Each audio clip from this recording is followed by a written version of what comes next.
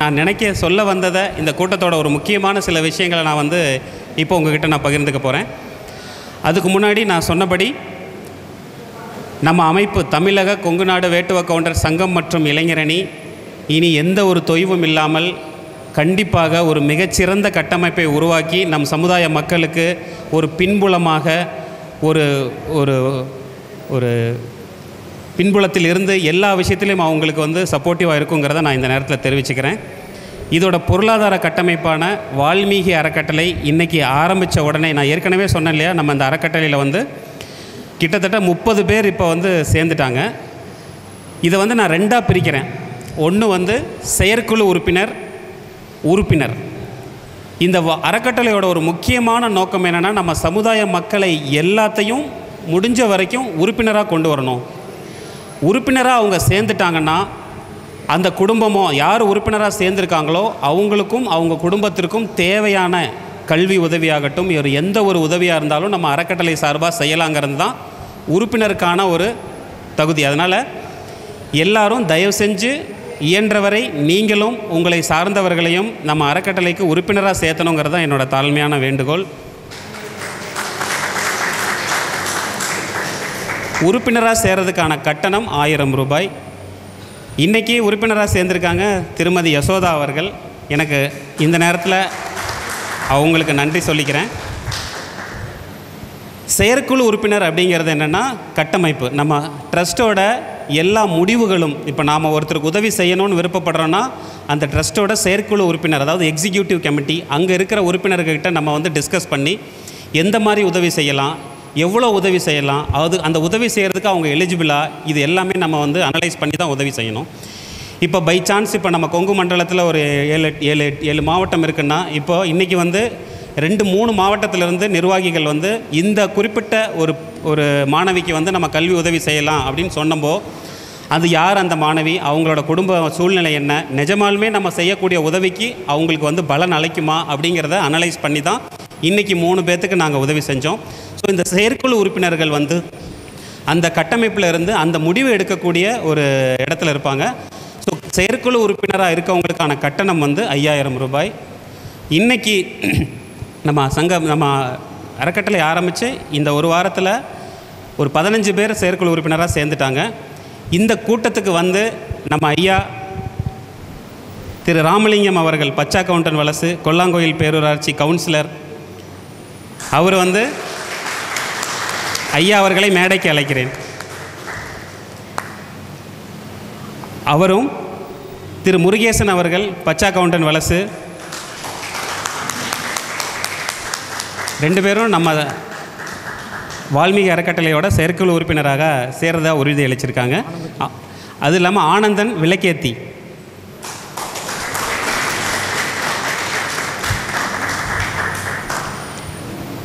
அவங்க 3 பேர்த்துக்கும் என்னோடய நன்றியையும் இந்த நேரத்தில், அதாவது இந்த அமைப்பு கண்டிப்பாக இந்த இடத்துல இருந்து ஒரு மிகப்பெரிய வளர்ச்சி அடையுங்கிறதுக்கு இவங்களோட ஆசீர்வாதமும் நம்ம மக்களோட ஒருங்கிணைப்பும் ஒற்றுமையும் இருந்தால் கண்டிப்பாக நம்ம நினச்சதை சாதிக்கலாம். அதனால் அவங்க 3 பேர்த்துக்கு என்னோடய நன்றியை தெரிவித்துக் கொள்கிறேன். நம்ம அறக்கட்டளை அறிவித்த உடனே நானும் இணைஞ்சிக்கிறேன் அப்படின்னு சொல்லி அவங்க இணைஞ்சிக்கிட்டதுக்கு என்னோடய தாழ்மையான நன்றியை வருகிறேன். நன்றிங்க ஐயா.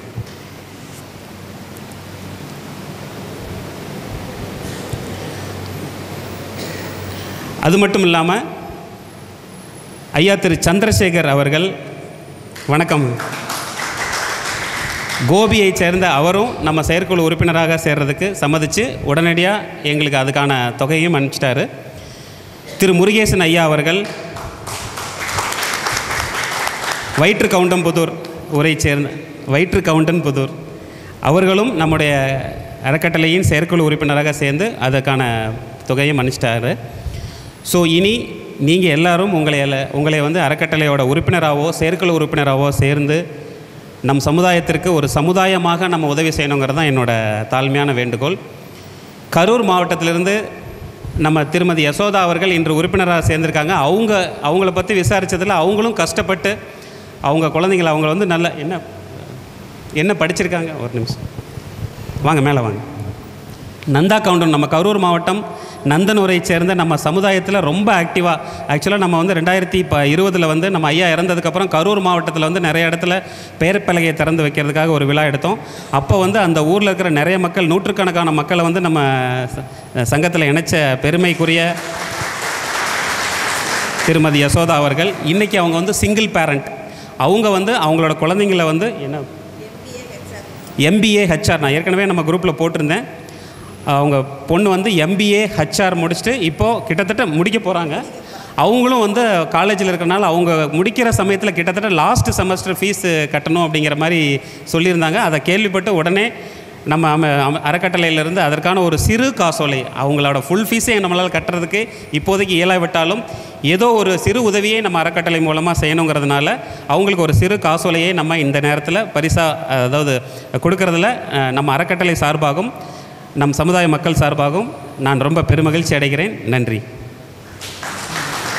இந்த பரிசை நம்ம சந்திரசேகர் ஐயா வழங்குவார் என்று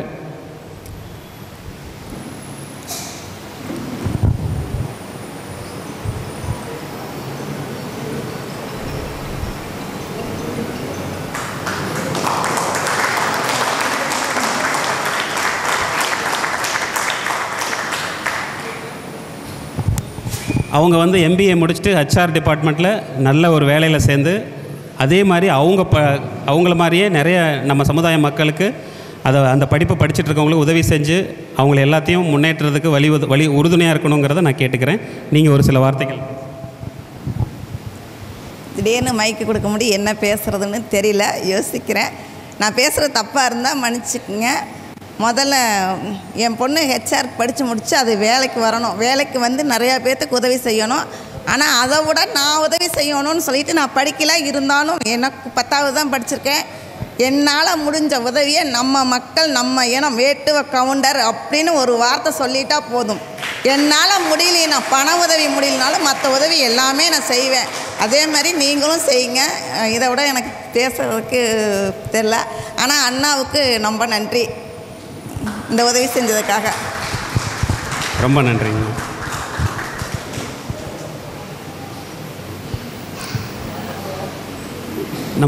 நம்ம இன்றைக்கி கூட்டத்தில் ஒவ்வொருத்தரும் பேசும்போதும் நான் மனசில் நினச்சதெல்லாம் அப்பப்போ சொல்லிட்டேன். 2 விஷயத்தை மட்டும் நான் வந்து குறிப்பாக இந்த நேரத்தில் உங்களுக்கு நான் சொல்லணும்னு நான் ரொம்ப விருப்பப்படுறேன்.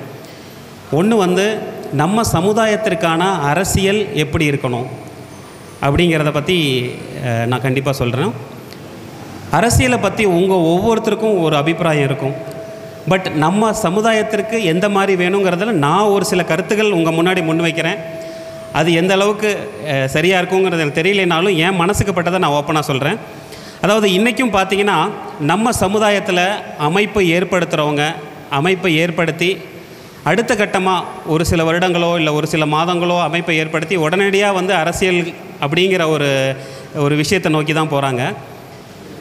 என்னை பொறுத்த வரைக்கும் நம்ம சமுதாயத்தில் யாரோ ஒருத்தர் அரசியல்வாதியாக ஒரு MLAவோ இல்லை MPயாவோ இல்லை மினிஸ்டராவோ ஆனால் மட்டும் நம்ம சமுதாயம் உடனடியாக அடுத்த நிமிஷமே வந்து ஒரு உச்சாணி கொம்புக்கு போகிறதில்ல.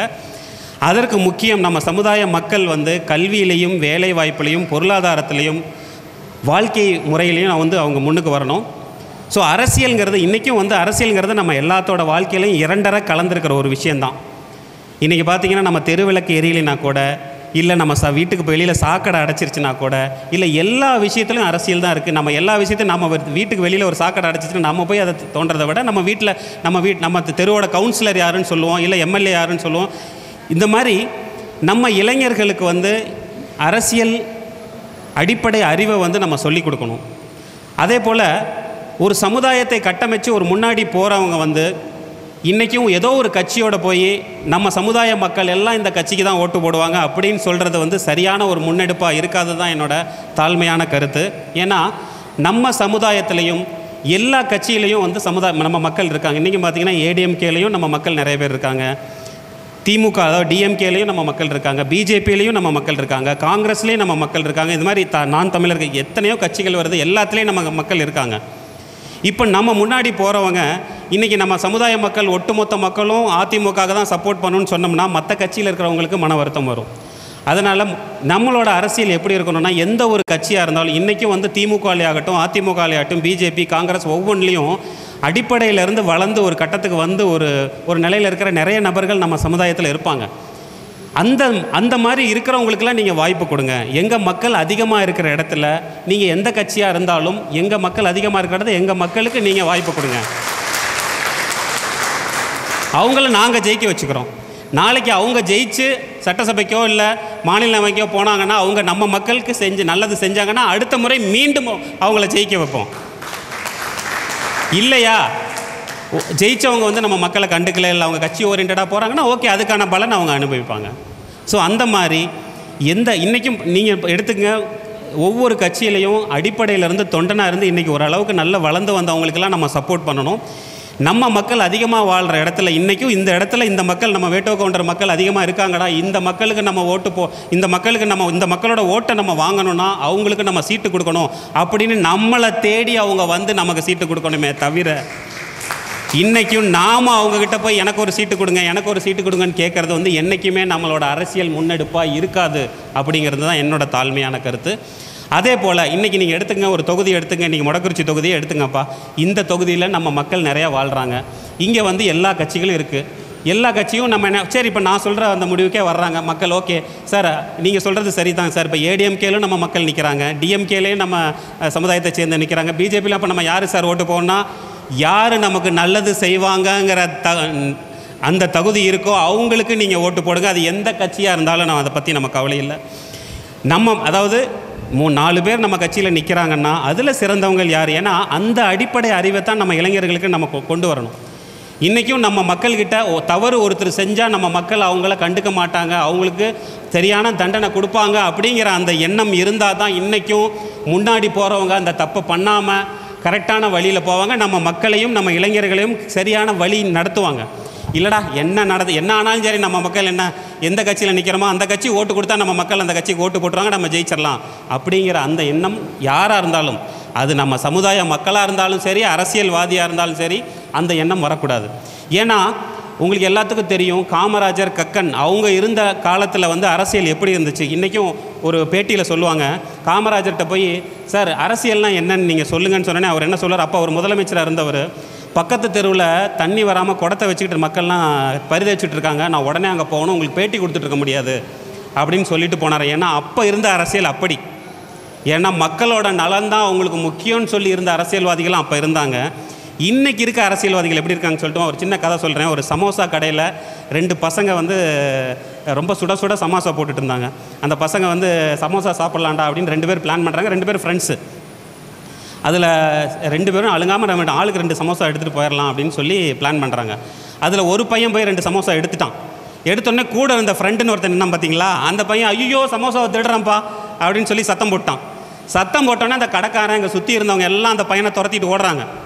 திருடனாடா திருடன். அந்த பையனும் பயந்துக்கிட்டு ஐயோ என்னடா இவன் நம்ம கூட இருந்த நண்பமாக இருந்தால் இவனே நம்மளை போட்டு கொடுத்துட்றான் அப்படின்ட்டு அவன் ஓட ஆரம்பிச்சிட்டான். இந்த கடைக்காரங்க எல்லாம் மொத்தமாக அவனை துரத்திட்டு போகிறாங்க. அதுக்குள்ளே இந்த போட்டு கொடுத்தான் பார்த்தீங்களா, மாட்டி விட்டான் பார்த்தீங்களா, அங்கே இருக்கிற சமோசாலாம் தூக்கி பைக்குள்ளே போட்டான்.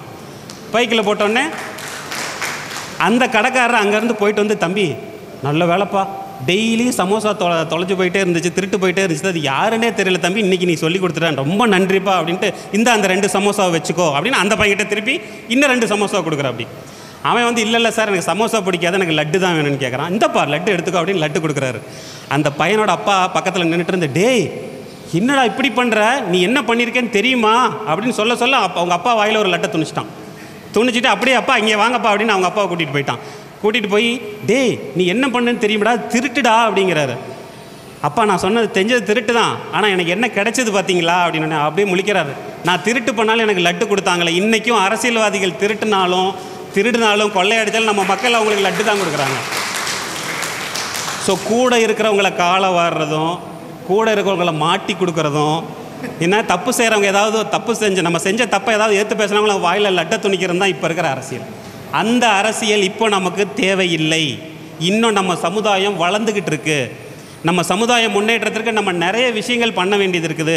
எடுத்தோடனே அரசியலுக்கு போய் ஜம்ப் பண்ணி சட்டசபையில் போய் நீங்கள் உட்காந்தா உடனே நம்ம சமுதாயம் முன்னேறி அடுத்த லெவலுக்கு போயிடுமா? கண்டிப்பாக நான் சொல்கிறது, நம்ம அமைப்பு மக்கள் முன்னேற்றத்திற்காக. இன்றைக்கும் நான் ஏன் அறக்கட்டளையை நான் வச்சிட்ருக்கேன்னா, இன்றைக்கும் நான் சொல்கிறது வந்து தனி நபர் ஒருத்தர் நம்ம சமுதாயத்திற்காக செலவு செய்கிறாரு, இல்லை நம்ம சமுதாயத்திற்காக எல்லாம் பண்ணுறாருன்னா, ஒன்று நான் சொன்னபடி அவர் வந்து ஒரு பெரிய கோடீஸ்வரனாக இருப்பார். அப்பேற்பட்ட கோடீஸ்வரனாக இருந்தாலும் எத்தனை கோடியை நம்ம சமுதாயத்துக்காக ஒரு தனியாக கொடுக்க முடியும் சொல்லுங்கள்? முடியாது. இல்லை அவங்க நம்ம சமுதாயத்திலேருந்து ஏதோ ஆதாயத்தை எதிர்பார்க்குறாங்கன்னு அர்த்தம்.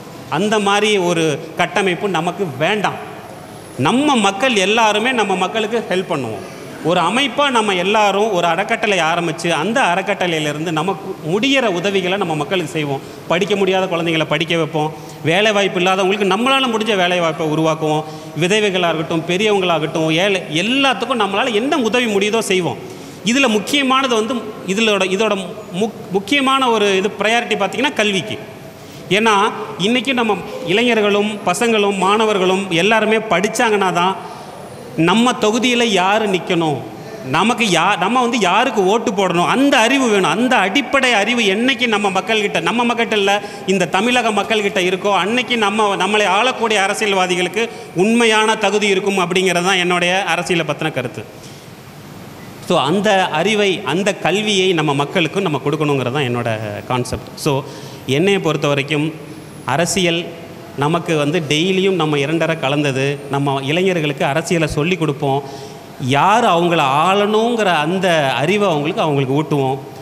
அதை நோக்கி நம்ம போவோம். நமக்கு வந்து நம்ம அமைப்புக்கு நம்ம சமுதாய மக்களை முன்னேற்றக்கூடிய நிறைய விஷயங்கள் இருக்குது. அதை நம்ம செய்யணுங்கிறது தான் என்னோடய கருத்து. இதை நீங்கள் எந்த அளவுக்கு ஏற்றுக்குவீங்களோ, பட் எனக்கு மனசில் தோணுனதை நான் சொல்லிட்டேன். இதை யாரை மனசில் வச்சும் நான் சொல்லலை, யாரை வந்து குறிப்பாக சொல்லணுங்கிற எண்ணத்தோடய நான் சொல்லலை. இதுதான் என்னோடய கருத்து. அதே மாதிரி இன்றைக்கும் கோயிலை பற்றி உங்களுக்கு எல்லாத்துக்கும் தெரியும். கிட்டத்தட்ட 1986 ஐயா, நீங்கள் பார்த்தீங்களா, இன்றைக்கி ஒரு ஃபேஸ்புக்கில் ஒரு நம்ம காலையில் வந்தோடனே நான் இன்றைக்கி சொல்லணும்னு நினச்சேன். மதிப்புக்குரிய நம்ம சைக்கிளிஸ்ட் முத்து அவர்கள், உங்களுக்கு தெரியும் நம்ம சமுதாயத்தில் வந்து சைக்கிள் ஓட்டி நம்ம முதல் மாநாடு சீரணி அரங்கத்தில் நடந்துச்சு பார்த்தீங்களா சென்னையில். அந்த மாநாட்டுக்கு நம்ம தலையூர் பெரியநாயகம்மன் கோயிலில் இருந்து அந்த தீப்பந்தத்தை சைக்கிள்லையே பிடிச்சிக்கிட்டு, ஒத்த கையில் தீப்பந்தத்தை பிடிச்சிக்கிட்டு ஒத்த கையில் சைக்கிள் ஓட்டிக்கிட்டு 450 கிலோமீட்டர் சீரணி அரங்கத்துக்கு தன்னோட சைக்கிள்லையே வந்து கொடுத்து அந்த பெருமையை உடைய நம்முடைய மறைந்த அவர் எனக்கு ரொம்ப பழக்கம். நான் எம்பிபிஎஸ் படிக்கும்போது ஸ்டான்லி மெடிக்கல் காலேஜ் சென்னை வரும்போதெல்லாம் என்னோடய ரூமில் தான் தங்குவார். அவருடைய தகப்பனார் ஐயா அவர்களை இந்த நேரத்தில் மேடைக்கு அழைத்து நீங்கள் எல்லாரும் ஒரு கைதட்டு மூலமாக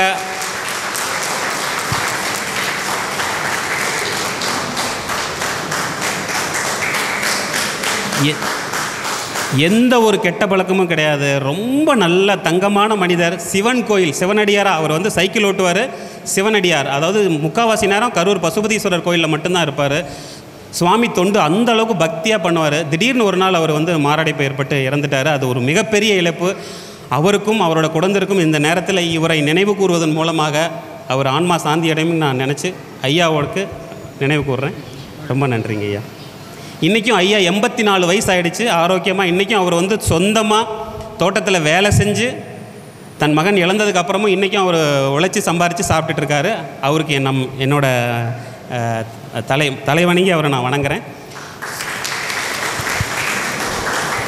ஸோ அப்போயே நீங்கள் பார்த்தீங்கன்னா நம்ம சென்னையில் சீரணி அரங்கத்தில் மாநாடு போடும்போதே நம்ம தலையூர் பெரியநாயகம்மன் கோயில் ஐயா வந்து அப்போயே அவர் வந்து அங்கே பூஜை புனஸ்காரங்கள் எல்லாம் பண்ண ஆரம்பிச்சிட்டாரு. அப்போயே நம்ம கோயில் என்ன இருந்தாலும் இப்போ நீங்கள் பார்த்தீங்கன்னா அந்த கோயிலை பற்றி கருத்துக்கள் வித்தியாசமாக வருது. அதாவது ஒரு சிலர் வந்து அது வந்து கல்லறைன்னு சொல்கிறாங்க, ஒரு சிலர் வந்து அது கோயில்னு சொல்கிறாங்க. அது என்னவா இருக்கட்டும், அந்த கோயில் நம்ம சமுதாய கோயில்னு நாம் வந்து அடையாளப்படுத்தி விட்டோம். தலையூர் பெரியநாயகம்மன் கோயில் வந்து நம்ம சமுதாய கோயில். ஏன்னா காளிங்கராய் நம்ம தலையூர் மன்னன் வந்து நம்ம அந்த காலகட்டத்தில் நீங்கள் பொன்னர் சங்கர் தலையூர் வரலாற்றெல்லாம் படிச்சிருப்பீங்க. அந்த காலகட்டத்தில் நம்ம மன்னராக அவர் இருந்தனால நம்ம வந்து அந்த கோயிலை வந்து நம்மளோட குலதெய்வமாக நம்ம அடையாளப்படுத்திட்டோம். பட் இன்றைக்கும் அந்த கோயில் சிதிலமடைஞ்சு ரொம்ப மோசமான நிலைமையில் இருக்குது. ஐயா இறந்ததுக்கப்புறம், ஏன்னா ஐயா பூஜை எல்லாம் பண்ணி அந்த கோயிலை கட்டணும்னு முயற்சி பண்ணார். நான் ஏற்கனவே சொன்னேன் இல்லையா, அவருக்கு வந்து அந்த அளவுக்கு பொருளாதார வசதி அப்போ இல்லை. அவர் அதுக்கான முன்னெடுப்பும் இல்லை. அவர் நினச்சார் இந்த கோயிலை நல்லா கட்டணும்னு நினச்சாரே ஒழிய அதற்கான ஒரு பொருளாதார முன்னெடுப்பு அவர் எதுவும் பண்ணலை. அதுக்கப்புறம் ஐயா மறைஞ்சிட்டார். 2020 ஐயா மறைவுக்கு அப்புறம் நம்ம சங்கத்தோட நிர்வாகிகள் அறிவிப்புக்காக நான் அந்த கோயிலுக்கு போகும்போது, அதுக்கு முன்னாடி நான் கோயிலுக்கு போயிருக்கேன். பட் அந்த ஒரு சில வருடங்கள் நான் படிப்பில் இருக்கும்போது அந்த கோயில் என்ன நிலைமையில் இருக்குன்னு தெரியல. 2020 நான் அந்த கோயிலுக்கு போகும்போது பார்த்திங்கன்னா முள்புதரும் செடி கொடியெல்லாம் முளைச்சி ரொம்ப ஒரு மோசமான நிலைமை இருந்துச்சு. நான் சொல்கிறது 2020, 4 வருஷத்துக்கு முன்னாடி. அப்போ போய் நான் அங்கே இருக்கிற திருப்பணிக்குழுன்னு சொல்லி இருந்தவங்ககிட்ட போய் நான் கணக்கு கேட்குறேன். என்னாச்சு சார், நீங்கள் கோயிலை கட்டுறீங்களா இல்லையானா, அதை பற்றின வீடியோலாம் நிறைய நீங்கள் பார்த்துருப்பீங்க. கட்டுறீங்களா இல்லையா, என்ன நிலைமையில, இல்லை நாங்கள் கட்டுறோம், கொரோனானால கட்டலை, இல்லை நாங்கள் அதனால் கட்டலை, இதனால ஒவ்வொன்றும் ஒரு ஏதோ ஒரு சாக்கு சொல்லி இப்போ வரைக்கும் அந்த கோயிலை கட்டாமல் தான் வச்சுருக்காங்க. ஏன் அந்த கோயில், அதாவது என்ன நிலைமைன்னு பார்த்தீங்கன்னா, நம்ம கோயில் வந்து கிட்டத்தட்ட ஒரு 400, அதாவது நம்ம முன்னோர்கள் வந்து அந்த கோயிலுக்கான ஒரு சரியான வரலாறை வந்து வச்சுட்டு போகலை. இன்றைக்கும் நம்ம சந்திரசேகர் ஐயாட்ட நான் கேட்குறது அந்த வரலாறை கண்டுபிடிச்சி என்ன இருக்குது. ஏன்னா அங்கே ஒன்று இங்கே ஒன்றுன்னு பிச்சு தான் அந்த கோயிலோட வரலாறு இருக்கே தவிர அந்த கோயிலுக்குன்னு வரலாறு நம்ம பண்ண மிகப்பெரிய நிறைய தவறுகளில் வந்து நம்ம சரியாக வரலாறை பராமரிக்காமல் விட்டதும் ஒரு தவறு தான்.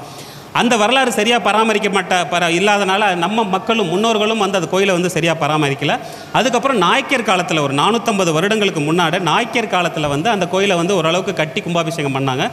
இப்போ பார்த்திங்கன்னா அதுக்கப்புறம் இன்னமும் அந்த கோயில் சிதிலமடைஞ்சு தான் இருக்குது. இப்போது இந்த ஒரு 4 வருஷத்துக்கு முன்னாடி நம்ம போய் பார்க்கும்போது இன்னமும் நான் கோயில் கட்டுறோம் அப்படின்னு சொல்லிட்டு தான் இருக்காங்களே வரைய இன்னமும் அந்த கோயில் கட்டின பாடில்லை. சில பேர் ஒவ்வொருத்தரும் ஒவ்வொரு கருத்து. நீங்கள் பார்த்தீங்கன்னா நம்ம சமுதாயத்தில் இருக்கிற ஒரு சின்ன ஊரில் கூட, ஒரு 100 வீடு இருக்கிற 50 வீடு இருக்கிற ஊரில் கூட மக்கள்லாம் ஒன்று சேர்ந்து அவங்க குலதெய்வத்தை வந்து நல்லா சிறப்பாக கட்டி நம்ம பார்க்குறோம். கிட்டத்தட்ட ஒவ்வொரு மாதமும் பார்த்திங்கன்னா ஏதோ ஒரு இடத்துல கும்பாபிஷேகம் இருக்கும். எங்கன்னு பார்த்தா நம்ம சமுதாய மக்கள் தான். ஒவ்வொரு ஊர்லேயும் ஒன்றா சேர்றவங்க ஏன் ஒரு சமுதாயமாக ஒன்றா சேர மாட்டேங்கிறீங்க? ஸோ நம்ம சமுதாய கோயில்னு சொல்கிறோம், அந்த கோயிலை வந்து நம்ம ஏன் கட்ட முடியல, இன்றைக்கி வரைக்கும் என்ன பிரச்சனைன்னு அப்படின்னு பார்க்கும்போது பார்த்திங்கன்னா, நாம் வந்து விட்டதுனால 1950லேயே வந்து ஹச்ஆர்என்சி, அதாவது இந்து சமய அறநிலைத்துறை வந்து அந்த கோயிலை வந்து கையகப்படுத்திட்டாங்க. அவங்களும் கண்டுக்கல. ஏன்ப்பா சமுதாய மக்களான நம்மளே நம்ம முன்னோர்களே அந்த கோயிலை கட்டாதப்பா அவங்க மட்டும் எப்படி கட்ட போகிறாங்க? ஏன்னா அந்த கோயிலில் வந்து எந்த வருமானமும் வரப்போகிறதில்ல. அந்த கோயிலை கட்டினாலும் ஒன்றும் வருமானம் வராதுன்னு நினச்சிக்கிட்டாங்க அவங்க. அதனால் அவங்கள அதை வந்து கண்டுக்கல. ஸோ 1956 சம்திங் அப்போ இருந்து அந்த கோயில் வந்து நம்ம ஹச்ஆர்என்சி கண்ட்ரோலில் தான் இருக்குது. இப்போ நான் 2020 போய் அந்த டாக்குமெண்ட்ஸ்லாம் எடுத்து என்ன பிரச்சனை, என்னதால தான் இந்த கோயிலை கட்டுறதுக்கு என்ன தான் முயற்சி பண்ணணும்னு பார்த்தா அவங்க சொல்கிறது என்னென்னா, சார் ஒன்றும் இல்லை, நீங்கள் ஒரு பர்மிஷன் மட்டும் வாங்கிட்டிங்கன்னா நம்ம எல்லாமே கட்டிடலாம் அப்படின்னு சொன்னனால அந்த பர்மிஷன் அப்போ வந்து கலெக்டராக இருந்தவர் வந்து எனக்கு ரொம்ப வேண்டியப்பட்ட திரு பிரபாகரன் ஐஏஎஸ் அவர்கள். அவர்கிட்ட நான் பேசும்போது அவர் வந்து என்ன சொன்னார்னா, சார் ஒன்றும் இல்லை, இதுக்கான டாக்குமெண்ட்ஸ் எல்லாத்தையும் நீங்கள் ஆன்லைனில் இருக்குது, நீங்கள் அனுப்புங்க, ஒரே மாதத்தில் உங்களுக்கு நான் அந்த கோயிலுக்கான அப்ரூவல் கொடுக்குறேன் அப்படின்னு சொன்னார். அதுக்கப்புறம் அந்த கோயிலுக்கான EO, joint commissioner, assistant commissioner, அதுக்கப்புறம் கமிஷனர், அவர் அப்போ கமிஷனராக இருந்தால் அவரும் அந்த கோயிலுக்கு வந்து எல்லாம் பார்த்துட்டு ஓகே அப்படின்னு சொல்லிவிட்டு நம்ம வந்து கமிட்டியில் வச்சோம், மாவட்ட கமிட்டியில் வச்சோம், அப்புறம் மண்டல கமிட்டியில் வச்சோம், அப்புறம் ஸ்டேட் கமிட்டியில் ஒவ்வொன்றும் எல்லாமே நம்ம பண்ணி ஸ்டேட் கமிட்டியில் அப்ரூவல் வந்துருச்சு. அந்த கோயிலோட வேலையை 8 பிரிவாக பிரித்து அதுக்கு வந்து எஸ்டிமேஷன் 66 லட்சம் கொடுக்குறாங்க. அதுக்கு வந்து ஒரு பீஸ் கமிட்டி மீட்டிங் வந்து கூப்பிட்டு இஓ ஆஃபீஸில் மூலம் நடக்கிறாங்க. அங்கேயும் வந்தவங்கெல்லாம் நான் கட்டுவேன், நீ பண்ணு. அதாவது இவ்வளோ தூரம் நம்ம பண்ணியாச்சு, கட்டுறதுக்கான எல்லா முகாந்திரத்தையும் கொண்டு வந்தாச்சு, எஸ்டிமேஷனும் கவர்மெண்ட் கொடுத்துருச்சு, கட்டுங்க அப்படின்னு நம்மக்கிட்ட சொல்லும்போது அங்கேயும் பிரச்சனை. சரி, இஓ ஆஃபீஸில் தான் பிரச்சனை பண்ணுறாங்க அப்படின்னு சொல்லிட்டு அடுத்து வந்து திருப்பூர் ஏசி ஆஃபீஸில் வந்து ஒரு மீட்டிங் கூப்பிட்டாங்க. அங்கேயும் பார்த்தா அந்த திருப்பணிக்குழுன்னு இருக்கிறவங்க வந்து அங்கேயும் வந்து இல்லை நாங்கள் தான் கட்டுவோன்னே, அப்பா நீங்களே கட்டுங்க, இன்னமும் உங்களுக்கு 2 வருஷம் நான் டைம் கொடுக்குறேன், இந்த 2 வருஷத்துக்குள்ளே நீங்கள் கட்டலைன்னா திருப்பி இதே மாதிரி நான் கட்டுறதுக்கு வருவேன், நீங்கள் வந்து ஒழுங்காக அப்போ வந்து நீங்கள் எங்ககிட்ட ஒப்படைச்சிடணும்னு சொல்லிவிட்டு நான் போனது வந்து 2022 17ஆம் தேதி அக்டோபர் மாதம். அது வந்து அந்த ஹெச்ஆர்என்சியோட டாக்குமெண்ட்டில் இருக்குது. இன்றைக்கி கடந்த ஒரு மாதத்துக்கு முன்னாடி பார்த்திங்கன்னா மலையில் வந்து நம்ம கோயில் வந்து இடிஞ்சு சின்ன பின்னம் ஆகிடுச்சு. இன்னமும் கோயிலில் ஒரு செங்கல் கூட வைக்கலை. இதையெல்லாம் நம்ம வேடிக்கை தான் பார்த்துட்ருக்குறோம். நம்மளால் ஒரு வார்த்தை கூட யாரையும் கேட்க முடியல. ஏன்னா நம்மக்கிட்ட ஒற்றுமை இல்லை. நம்ம போய் கேட்டால் அவங்க நம்மளே தான் சொல்லிடுவாங்களோ அப்படிங்கிற நிலமை தான் இன்றைக்கும் இருக்குதே தவிர, இன்றைக்கும் நம்ம எல்லோரும் போய் அந்த கோயிலில் கேட்டு யாருப்பா திருப்பணிக்குழு, உங்களுக்கு யார் திருப்பணிக்குழுங்கிற அந்த அந்தஸ்தை கொடுத்தது, ஏன் என்ன கோயிலை கட்டாமல் இருக்கிறீங்க, இன்னும் எத்தனை வருஷம் தான் நீங்கள் வசூல் பண்ணிக்கிட்டு இருப்பீங்க, இப்படியே கட்டாமல் இருந்தால் இப்போ எங்கள் கோயிலை எப்போ தான் கட்டுறது நம்ம யாருமே கேட்குறதில்ல. அதனால் நான் முடிவு பண்ணது, இன்னுமே நம்ம கோயில் கட்டுறதுக்கு நாம் எல்லாருமே முன் வரணும். நாம் எல்லாம் முன் வந்தால் மட்டும்தான் அந்த கோயிலுக்கு நல்ல காலம் பிறக்கும். என்னமோ நல்லதோ கெட்டதோ அந்த கோயிலை வந்து நம்ம சமுதாய கோயிலை நம்ம முன்னிலைப்படுத்திட்டோம் அப்போ அந்த முன்னிலைப்படுத்தணும்னா நம்ம தான் போகணும். எப்படி ஒவ்வொரு ஊர்லேயும் நம்ம எல்லாம் ஒன்றா இருக்கோமோ அப்போ ஒரு சமுதாயமாகவும் நம்ம ஒன்றா இருக்கணுங்கிறதான் என்னோடய ஆசை. ஸோ வெகு விரைவில் இத்தனை முயற்சியும் எடுத்து இன்னும் நம்மளால் கட்ட முடியல. ஏன்னா நான் அந்த 66 லட்சம் சொன்ன பார்த்தீங்களா, அந்த எஸ்டிமேஷனில் வந்து நம்ம கோயில் கட்டியிருந்தோம்னா நல்லதோ கெட்டதோ ஓரளவுக்கு ஒரு கோயிலுன்னு கட்டி நம்ம இந்நேரம் கும்பாபிஷேகம் பண்ணி நம்ம வாங்கியிருப்போம். அதுக்கப்புறம் அதோட பிரம்மாண்டத்தை நம்ம எப்படி வேணால் மாற்றி கட்டிக்கலாம். நீங்கள் அதுக்கப்புறம் வந்து நீங்கள் கருங்கல்ல கட்டுங்க, மார்பிளில் கட்டுங்க, எதில் வேணால் கட்டுங்க. ஆனால் ஒரு தடவை இவ்வளோ வருஷமாக இருக்கிற கோயிலை ஒரு தடவையாவது நம்ம வந்து கட்டி கும்பாபிஷேகம் பண்ணுங்க தான் நான் முயற்சி எடுத்தேன். அதை போய் மாற்றிட்டாங்க. அதுக்கப்புறம் அதையும் போய் எங்களுக்கு கல்லெல்லாம் வேணாங்க, எங்களுக்கு வந்து கருங்கல்ல தான் நான் கட்டுவோன்னு சொல்லி HRNCயில் பிரச்சனை பண்ணி அதுக்கப்புறம் நாம் கொடுத்த இந்த எஸ்டிமேஷனை கேன்சல் பண்ணி அதுக்கப்புறம் 3 கோடி ரூபாய்க்கு எஸ்டிமேஷன் கொடுத்தாருந்துச்சு. அதாவது கைக்கேற்ற வீக்கங்கிற மாதிரி நம்ம கட்டணும்னு நினச்சிக்கிட்டு இருந்த அந்த ஒரு இதுவும் நம்மக்கிட்ட இருந்து போய் 66 லட்சத்துலேருந்து 3 கோடிக்கு போயிடுச்சு. சரி, அதையும் தான் கட்டுவாங்கன்னு பார்த்தா அதையும் கட்டலை. ஸோ இதுதான் இந்த நம்ம இப்போ இருக்கிற நம்ம கோயில் நிலைமை. இங்கே இருக்கிற ஒவ்வொருத்தர்கிட்டையும் நான் கேட்குறேன், நீங்கள் எல்லோரும் கோயில் கட்டுறதுக்கு என் கூட இருப்பீங்களா? நான் வரேன், நான் கால் எடுத்து வைக்கிறேன் இந்த கோயில். நான் ஏன் இன்னும் அமைதியாக இருக்கேன்னு நினைக்கிறீங்களா? இன்றைக்கும் நமக்குள்ளே சண்டை வரக்கூடாது. நான் போய் அந்த இடத்துல நான் தான் கோயில் கட்டவன் நின்னா அவங்களும் கோயில் கட்டவன் நின்னா அங்கே தேவையில்லாத பிரச்சனை தான் வருமே தவிர யாரும் ஒருத்தரும் முடிவு வராது. நான் அதனால தான் விட்டு கொடுத்துட்டு வந்தேன். 2 வருஷத்துக்கு முன்னாடி கட்டுங்கப்பா, நீங்கள் தானே கேட்குறீங்க, கட்டுங்க. இன்றைக்கி 2 வருஷம் முடிஞ்சிருச்சு. இன்னமும் அந்த கோயிலில் வந்து ஏப்பா நீங்கள் வசூல் பண்ணுறீங்க, மனசாட்சி வேண்டாமா? ஒரு சுவர் செங்கல்லையாவது கட்டி ஒரு பாத்ரூம் டாய்லெட் வச்சு வர்றவங்களுக்கு உட்காரதுக்கு போகிறதுக்கு அட்லீஸ்ட் அங்கே இருக்கிற மரம் கொடி செடியாவது வெட்ட வேண்டியதானப்பா? அதுக்கு கூடவாப்பா உங்களுக்கு வசூல் ஆகலை? சொல்லுங்கள். இப்படி இருந்தால் நம்ம என்ன பண்ணுறது? அதாவது இன்றைக்கும் நம்ம இந்த அமைப்பை நான் ஒரு மருத்துவராக இருக்கும்போதும் இன்றைக்கும் நான் வந்து உங்கள் முன்னாடி நின்று இந்த அளவுக்கு நம்ம சமுதாய ஒற்றுமையை நான் ஏற்படுத்துகிறேன்னா ஒவ்வொரு இடத்துலையும் நம்ம வந்து நமக்கு நாமே காலை வாரிக்கிட்டு நமக்கு நாமே அசிங்கப்பட்டுருக்குறோம். அந்த மாதிரி அசிங்கப்படுறவங்கள நாம் வந்து அவங்கள வந்து தனிமைப்படுத்தணும். அவங்களுக்கு வந்து அந்த உணர்வு வரணும். ஓஹோ, நாம் வந்து தப்பாக எதுவும் சொன்னோம்னா நம்ம தனிமைப்படுத்தப்படுவோம் அப்படிங்கிற அந்த பயம் வந்து நம்ம மக்கள்கிட்ட வரணும். 100% நல்லவங்க எந்த சமுதாயத்துலையும் கிடையாது. நான் சொல்கிறேன், நம்ம சமுதாயத்துலேயும் நல்லவங்க இருக்கோம், கெட்டவங்க இருக்கோம். ஆனால் கெட்டவங்க சொல்கிறத மட்டுமே நம்ம கேட்டுக்கிட்டு இருந்தால் அப்போ நம்ம நல்லவங்களுக்கு நமக்கெல்லாம் என்னப்பா வேலை? சொல்லுங்கள். இன்றைக்கும் நான் சொல்கிறது என்னென்னா, இளைஞர்களை கொடி பிடிச்சி கோஷம் போட்டு போஸ்ட் ரோட்டை வைக்காதீங்க. அவங்கள படிக்க விடுங்க, அவங்கள வேலை செய்ய விடுங்க, அவங்கள சம்பாதிக்க விடுங்க. நீங்கள் தலைவராக இருங்க, நீங்கள் போய் போஸ்ட் ஓட்டுங்க. உங்கள் போஸ்ட்டை எதுக்கு அவங்க ஓட்டுறாங்க? அவங்கள்ட்ட அவங்க வீட்டு வேலைக்காரங்களா இளைஞர்கள்லாம்? இன்றைக்கும் இளைஞர்கள்கிட்ட நான் தயவு செஞ்சு கேட்குறேன்ப்பா, போய் உங்கள் வேலையை பாருங்கள், உங்களோட படிப்பை பாருங்கள், தொழிலை பாருங்கள். உங்கள் தலைவருக்கு போஸ்ட் ஓட்டுறதுனால உங்களுக்கு என்ன ஆக போகுது? ஒரு வெங்காயமாக ஆக போகிறதில்ல. சொல்லுங்கள். அந்த நேரத்தில் உங்கள் குடும்பத்துக்கூட நீங்கள் டைம் ஸ்பெண்ட் பண்ணுங்கள், உட்காந்து ஒரு புத்தகத்தை படிங்க, இல்லை ஒரு ப்ரொடெக்டிவான ஒரு விஷயத்தை பண்ணுங்கள். எந்த தலைவருக்கும் எந்த இளைஞர்களும் போஸ்ட் ஓட்டாதீங்கப்பா. இன்றைக்கும் நம்ம கூட்டத்துக்கு ஒரு போஸ்ட் கூட இல்லை. வெளியில் பார்த்துருக்கீங்கள? எந்த இளைஞராவது போஸ்ட் ஓட்டி நீங்கள் வந்து உட்காந்துருக்கிறீங்களா? சொல்லுங்கள். எந்த போஸ்ட்டும் நம்மக்கிட்ட கிடையாது. சரி, ஒரு ஃப்ளக்ஸ் வைக்கணும். அட்லீஸ்ட் இந்த இடத்துக்கு வர்றவங்களுக்கு நம்ம வீடு புண்ணியாசனைக்கு செல்லும் வழினாவது போடுவோம் இல்லையா? அப்படியாவது தெரியணுங்கிறதுக்காக தான் 2 ஃப்ளக்ஸ் வெளியில் வச்சுருக்கோம். நான் எல்லாத்துலேயும் சொல்கிறது வந்து, முடிஞ்ச வரைக்கும் நம்ம எல்லாரும் மாதிரியும் சமுதாய அமைப்பை கொண்டு போகக்கூடாது. நம்மளோட எண்ணமும் செயலும் வித்தியாசமாக இருக்கணும். இன்றைக்கும் இந்த 4 வருஷத்துக்கு அப்புறம் நான் இடையில தொய்வடைஞ்சதுக்கு காரணம், பொருளாதார கட்டமைப்பை நம்ம எப்படி ஏற்படுத்த போகிறோம், நம்ம மக்களுக்கு வந்து எப்படி நம்ம வந்து ஒரு நம்பிக்கையை கொடுக்க போகிறோம் அப்படிங்கிறதுக்காக தான். இன்றைக்கும் இந்த மீட்டிங்க்கு நான் செலவு பண்ணிடுவேன்ப்பா. இது மாதிரி ஒரு 10 மீட்டிங் நடந்துச்சுன்னா நான் என்ன பண்ண முடியும்? அப்போ என் வீட்டம்மா கேட்க மாட்டாங்களா? சொல்லுங்கள். அதே மாதிரி தானே ஒவ்வொரு வீட்லேயும் நீங்கள் சம்பாரிச்சு ஹார்ட் ஏர்ன் மணி. இன்றைக்கும் நான் ஒரு ஆப்ரேஷன் பண்ணி நடுராத்திரியில் எந்திரிச்சு போய் ஒரு பேஷண்ட்டை காப்பாற்றி அந்த பேஷண்ட் எனக்கு ஐயா ரொம்ப நன்றின்னு அந்த ஒரு வாழ்த்து சொல்லி எனக்கு ஒரு 5000 10,000 ஃபீஸ் கொடுக்குறாங்கன்னா அந்த ஃபீஸை வச்சு தான் இன்றைக்கும் நான் அந்த சமுதாயத்துக்கு செலவு பண்ணிக்கிட்டு இருக்கேன். நீங்களும் கஷ்டப்பட்டு பண்ண பணத்தை ஓகே நான் பண்ணலாம், என்னால் முடியும். ஆனால் அதுக்குன்னு ஒரு லிமிட்டேஷன் இருக்குது இல்லையா? அது மாதிரி தான் எல்லாரும் எல்லாத்தையும் பண்ணிட முடியாது. எல்லாரும் சேர்ந்தாதான் எல்லாத்தையும் பண்ண முடியுங்கிறது தான் என்னோட கருத்து. இன்றைக்கி நம்ம எல்லோரும் சேர்ந்துருக்கோம். நீங்கள் நினச்சிக்கலாம் கவுண்டரையாவோட பையன் வருவார், அதுக்கப்புறம் ஒரு 2 வருஷத்துக்கு அப்புறம் வரல அப்படின்னு நினைக்காதீங்க. இந்த 2 வருஷமும் உட்காந்து நான் யோசிக்காத நாளே கிடையாது நம்ம சமுதாயத்திற்கு அடுத்து எந்த மாதிரியான முயற்சியை கொண்டு போகணும் அப்படின்னு.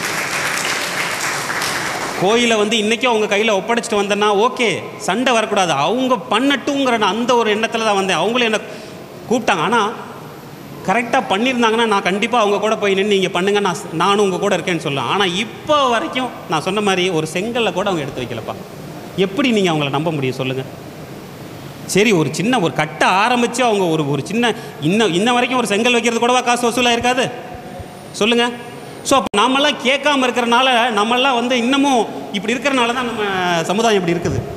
தப்பு செஞ்சால் தப்பு செய்கிறவங்களுக்கு நெத்திக்கு நேரம் நின்று ஏன்ப்பா அப்படி பண்ணேன்னு கேட்டிங்கன்னா அவன் தப்பு செய்ய மாட்டான். அதை விட்டுவிட்டு நமக்கு என்னப்பா வேலை அப்படின்னு எல்லாரும் ஒவ்வொருத்தரும் போக ஆரம்பிச்சு. இன்றைக்கும் எனக்கு என்னப்பா வேலைன்னு சொல்லி நான் என் மருத்துவ படிப்பை பார்த்துட்டு இருந்தேன்னா நம்ம சமுதாயத்தை ஒருங்கிணைக்கிறதுக்கு யார் வர்றது சொல்லுங்கள்? இன்றைக்கும் தவறான பாதையில் போகிறதுக்கு தான் இளைஞர்கள் தயாராக இருக்காங்க. சரியான பாதையை காட்டுறதுக்கு யாரும் இல்லை. சரியான பாதை எது, தவறான பாதை எதுன்னு சூஸ் பண்ணுறது கூட அவங்களுக்கு ஒரு ஆப்ஷன் கிடையாது. போகிறது எல்லாமே தவறான பாதை தான். அப்படி தான் இருக்குது. ஸோ அதனால் இன்றைக்கி நான் உங்ககிட்ட சொல்கிறது என்னென்னா, இந்த அமைப்பு இனி என்றைக்கும் பின்வாங்காது, என்றைக்கும் சோடை போகாது.